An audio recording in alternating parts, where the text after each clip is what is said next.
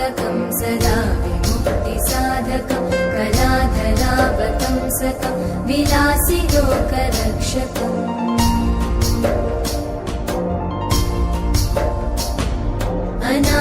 अनायकैकनायकं विनाशिते भदैत्यकं नताशुभाशुनाशकं नमामि तं विनायकम्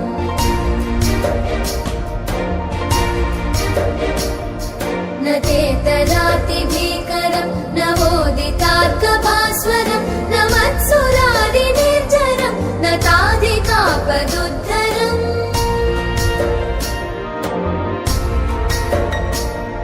सुरेश्वरं निधीश्वरं गजेश्वरं गणेश्वरं महेश्वरं तमाश्रये परात्परं निरन्तरम्